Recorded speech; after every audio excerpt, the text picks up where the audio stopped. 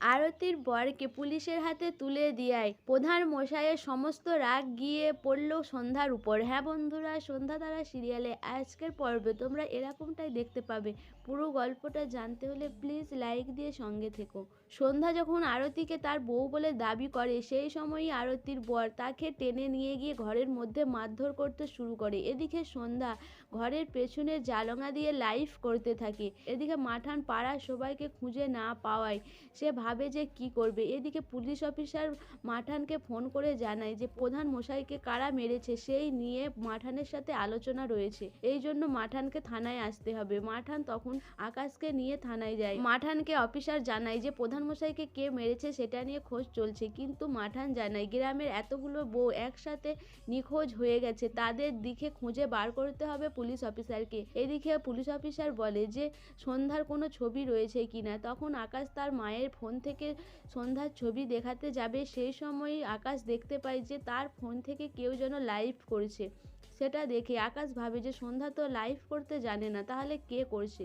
তখন মাঠান বলে আকাশ আগে চালিয়ে দেখ কি হচ্ছে। এরপর আকাশ ফোনেতে সব কিছু দেখতে পায় যে আরতিকে আরতির বর কিভাবে মারধর করছে, আর তাকে আগেও যে মেরেছে আর তার উপর টর্চার করেছে, সেই সব কথাগুলো বলছে তারা। সেই সব মাঠান আর পুলিশ অফিসার সব কিছু ফোনে দেখে ফেলে। এদিকে সন্ধ্যা লাইভ করার সময় তার দিকে বলে যে সব কিছু আমি ক্যামেরায় করে নিয়েছি, এবার তোমার দিকে শাস্তি পাবো। এদিকে আরতির বর বলে এ আবার কে, এ কেন এখান থেকে ফোনে ভিডিও করছে। তখন সন্ধ্যা বলে ভিডিও করিনি, আমি লাইভ করেছি আর সবাই দেখে নিয়েছে তোমাদের কুকীর্তি। সেই সময় আরতির বর সন্ধ্যাকে ধরতে যায়। সন্ধ্যা ওখান থেকে সরে পালিয়ে আসে। তারা ভাবে যে সবাই তো সবকিছু জেনে গেছে, তার দিকে ধরার আগেই তারা এখান থেকে পালিয়ে যাবে। যখন বেরিয়ে পালাতে যাবে, গ্রামের সব বউয়েরা তার দিকে ঘেরাওয়া করে ধরে ফেলে। সন্ধ্যা বলে কোথায় পালাচ্ছ, আমরা তোমাদের রূপ জেনে গেছি আর গোটা গ্রামের লোকও জেনে গেছে। তারপরে সন্ধ্যা তার মাথার পাগড়ি খুলে ফেলে, গপ খুলে ফেলে। সন্ধ্যাকে সবাই চিনতে পারে, বলে এ তো মাঠানের বৌমা।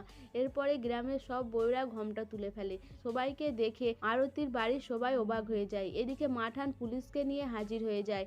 আরতির বর বলে এইসব আমি কিছুই করিনি, সব মিথ্যে। মাঠান বলে আমাকে বোকা বানিয়ে এই বউয়ের উপর টর্চার করছো তোমরা, আর আমার গ্রামে বাস করে বইয়ের উপর হাত তোলা।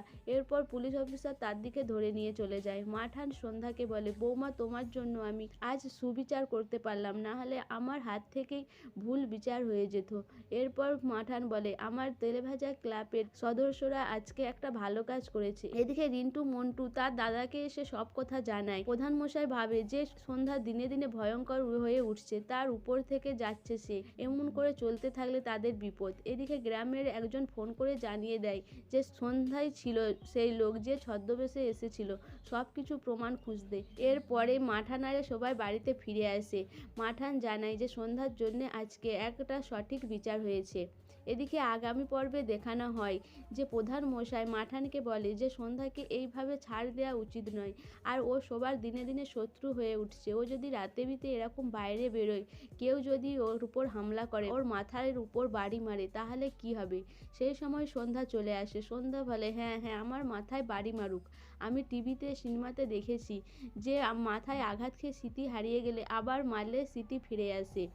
এই কথাটা শুনে প্রধান মশাই আর তার বাড়ির লোক চমকে ওঠে। সো বন্ধুরা, প্রধান মশাই কি আর সন্ধ্যার উপরে হামলা করবে? সে তো জানে যে সন্ধ্যার যদি আবার স্মৃতি ফিরে আসে তাহলে তার বিপদ। তোমাদের কি মনে হয় অবশ্যই আমাকে কমেন্ট করে জানাবে। আর আমার ভিডিওটা ভালো লাগলে প্লিজ সাবস্ক্রাইব করে দিও আর লাইক কমেন্ট শেয়ার করো।